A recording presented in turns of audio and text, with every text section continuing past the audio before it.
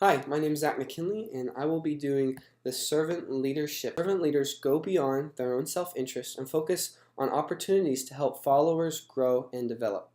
And that's straight out of Organizational Behavior, page 387. When many people think of servant leadership, they think of individuals doing things in a way that would be imitated by others. And that's how I've heard it defined in the past. But it's honestly a lot more than that. Servant leadership involves very actively taking an interest in your employees and helping them become all that they can be, showing that you care about them, showing concern. So some characteristic behaviors of servant leadership. So employers will take an interest in what employees are thinking about their job, about what they're doing. They'll empathize with them. They'll show that they care about them. They'll show that they care about their concerns. And they'll persuade them instead of using power tactics in order to get employees to do what they want them to. So rather than just saying, you're my employee, I pay you, I write your check, you have to do what I tell you to. Employers will explain to the employees, or managers will explain to the employees why they're doing things a certain way and why they want them to do things the way that they want them to do them. And accepting stewardship and actively developing followers' potential involves giving opportunities for employees to grow, mentoring them, teaching them, giving them resources in order to develop as a worker. And so the results of this are phenomenal. It provides a higher levels of commitment to a supervisor or to a manager. So employees want to stay with a manager that is a servant leader. Self-efficacy, so employees feel like they are valued to the company more than they would be under other traditional leadership styles. They feel like they have value. They feel like they're accomplishing something, and they feel like they're growing as workers. Perceptions of justice, so employees feel like things are being done right. They feel like it's a good work environment where they're learning and where they're being taken care of. Increased team potency, so teams are more effective under servant leadership styles. They get more done. And then finally, higher levels of citizenship and creative performance. So employees feel like they belong to an organization where there's a servant leadership structure.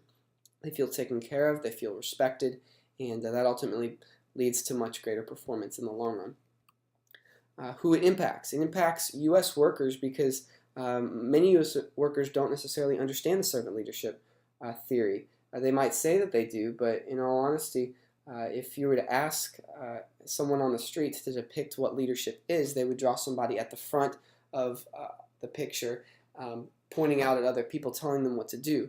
And that's not servant leadership.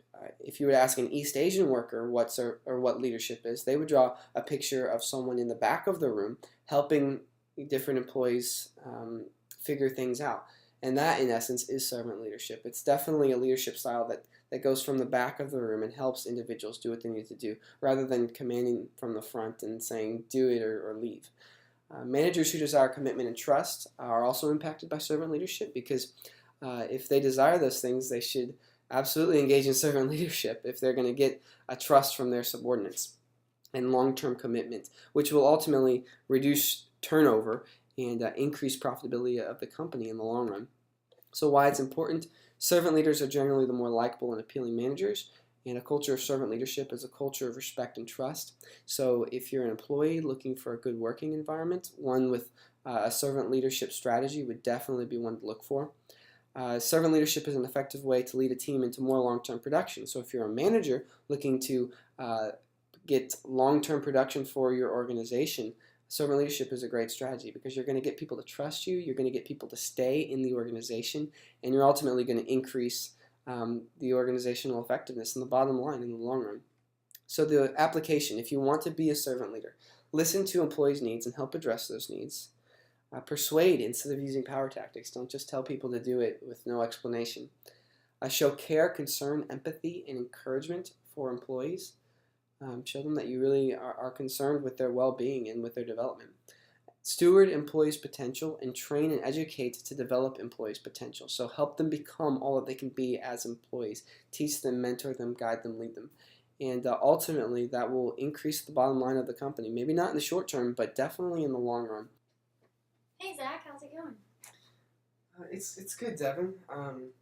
Just going over all this information you wanted put in those spreadsheets, and I'm just having a hard time figuring out how to organize it all in a way that's in a way that you're gonna like. You know. Yeah, I understand they can be kind of frustrating sometimes. Is it okay if I give you some suggestions? Yeah, of course. It might help if you put this right there and you move this section right there. Think that would be a good idea? Okay. And then just put it in the computer that way and organize it so it's a little bit more. Yeah, definitely be more effective to read that way. Okay. Well, thank you very much. Yeah, no problem. If you need anything else, just let me know. All right, we'll do. And I'll have these for you really, really soon. I'll get working on it right now. Awesome. So that is servant leadership theory. Thank you very much.